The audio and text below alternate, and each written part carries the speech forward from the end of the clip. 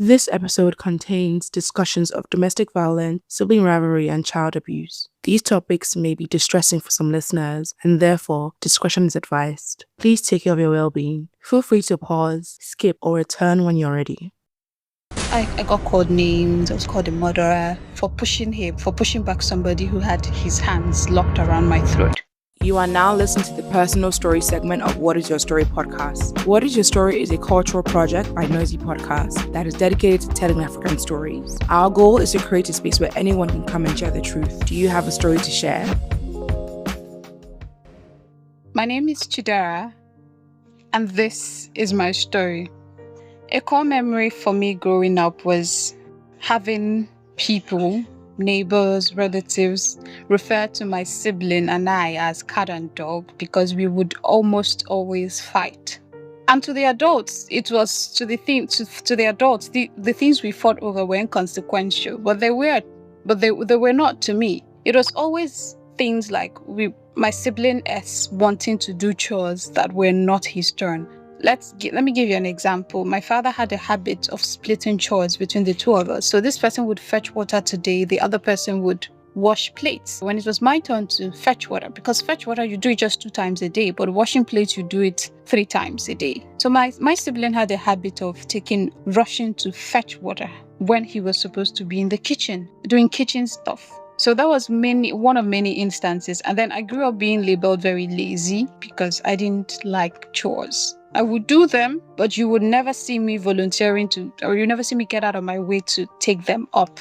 I was called lazy, was called very scattered, and the usual stuff. How are you going to do this how are you going to handle this if you were to be married? But then this sibling of mine would never do anything. And on the few occasions when they would, let's say once in a quarter, when they'd remember that there's a broom and there's a dustpan and the house needs sweeping or mopping, and this is after my parents have whined and cajoled and begged him.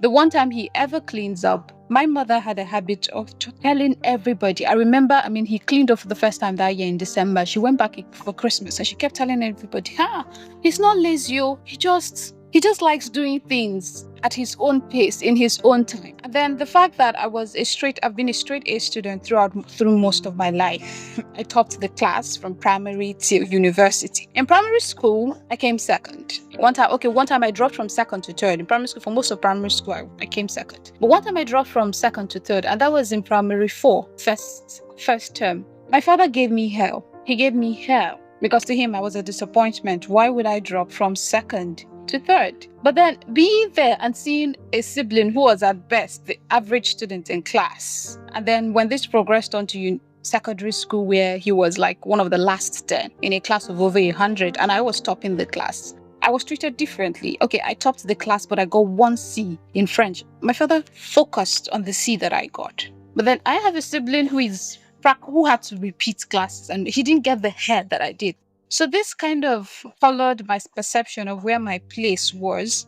Another core memory, because all of this, how do I put it? All of this inequality kind of bred resentment in me. So subconsciously I knew. But the things that have solidified my decision to prioritize myself there were several incidents. There was one in August of 2014. My brother attempted to choke me for taking a hanger from his room. I think there was a handkerchief on the hanger. So I took it, handkerchief fell. So he held me, tried to choke me. I pushed him. I pushed back. He got hurt. He had to get stitches.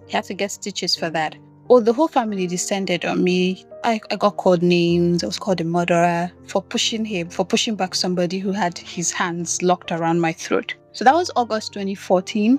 Then in December of 2015, we always fought. It wasn't really physical because my mom would always jump in the middle and make excuses for him and say things like, oh, he's young. He doesn't know better. You're the elder one. You should be the one giving an example. So December 24th, 2015, I told my mother that I was sick of doing all the chores myself, the cooking, the cleaning, the sweeping, the mopping. I was just done. That he should pick up the slack. He lived in the house as I did. We should be splitting chores equally. So somehow she listened to me and she made him pick up a mop. All I remember was that I tried passing through the area he was mopping. The long and short of this was that he gave me a black eye. It was that day that I realized that what I had read in books, in books they would tell you that the area around the eye turns purple. In my case, it turned green. It turned green. I wish I took pictures of myself that day, but it didn't occur to me then. It turned green. Gave me a black eye. My mom came to rescue me from him, and he knocked out 2 of her teeth too. For what's it called? Just to be clear, I'm the older sibling. My mom ended that day by threatening to. She ended the day by threatening to commit suicide. Me, I was angry. I didn't want to talk to anybody. She called a friend who came to mediate, and the woman told me that it was that I was responsible for all of this. That I should kneel down and apologize to my mother. So that was 2015. After that, I avoided home. I got into university. And if you may be wondering where my father was through all of this, he died. He died when we were teenagers. And a part of what I don't know, I don't want to make excuses for the young man because he's an adult now. A part of what I think may have informed his stupidity is the example. My father was very abusive, very physically abusive. It got so bad that in primary school, my school headmistress would call him and ask what an 8-year-old did to come to school with welts. Yeah, I almost always showed up to school with welts because he whipped me. It wasn't flogging. He didn't use the regular cane. It was always DVD cables. Constant tool he used was DVD cables. He had several of them, over 20 of them. DVD cables. You could get whipped for going down to visit the neighbor. You could get whipped for staying out too late after block rosary. You could get whipped for anything. So I was whipped a lot as a preteen, and I received the bulk of the whipping. Did my brother do? Nah,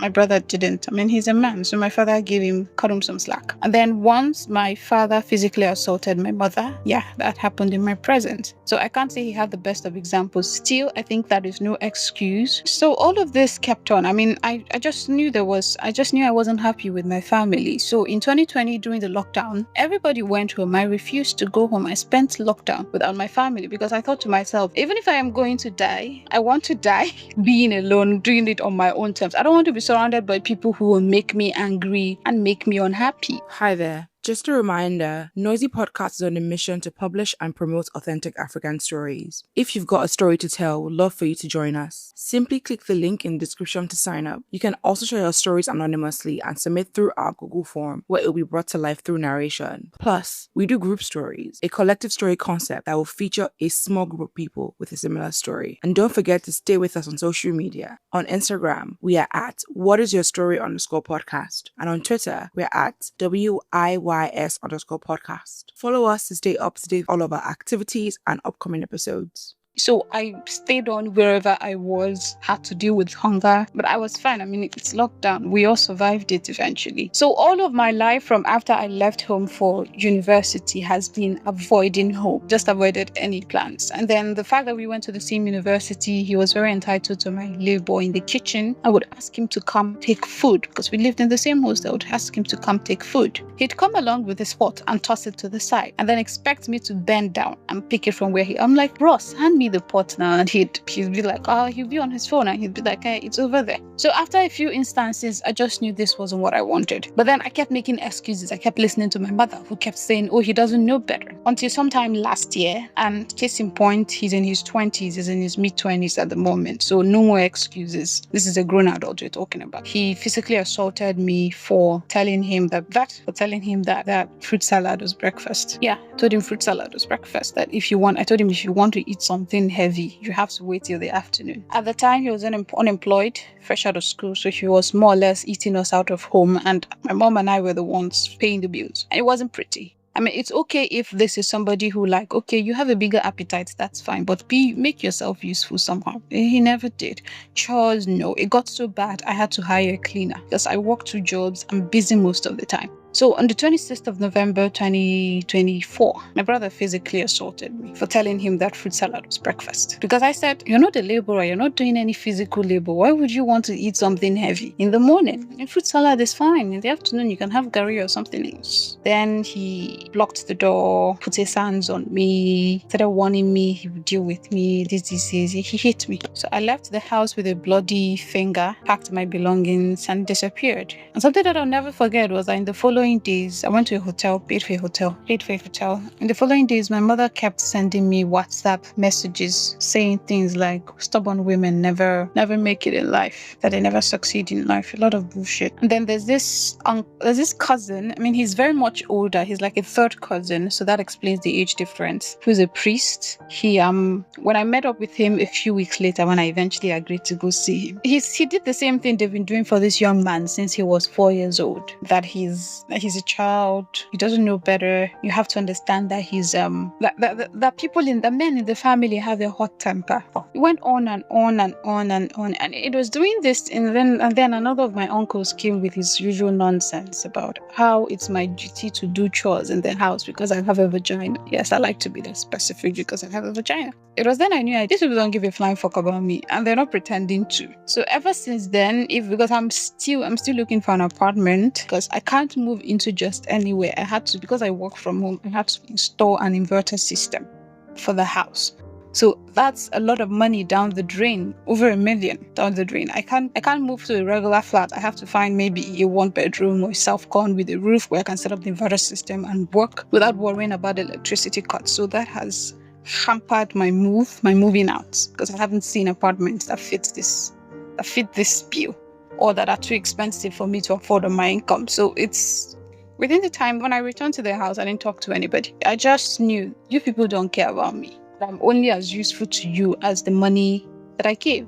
I mean, recently I was at an event and my mother called me to tell me, you promised to send me money. Now, mind you, I never promised I would send her money. She asked me for money. I said, I don't have anything now. Maybe when I return from my trip. So what I did for my sanity that day was end the call, and I entered the call and blocked her. I've worked with powerful people, and I have one rule. If you're going to I'm an overthinker. If you're going to make me stress mentally, I will block access to you until I'm ready to speak, so that I don't crash out and say things that I can't take back. So I felt very unprotected. So my vision 2025 going on so far has been owning my selfishness. Most of this year, I made sure that I spent a huge chunk of my money on the things that are for me, and not on household expenses.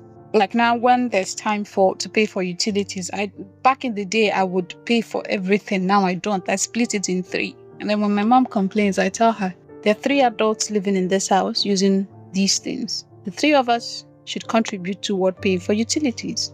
And I have successfully created a system where I don't eat with the rest of the family. I take care of my breakfast and my dinner. My lunch is usually mild because I don't eat much. So that's it.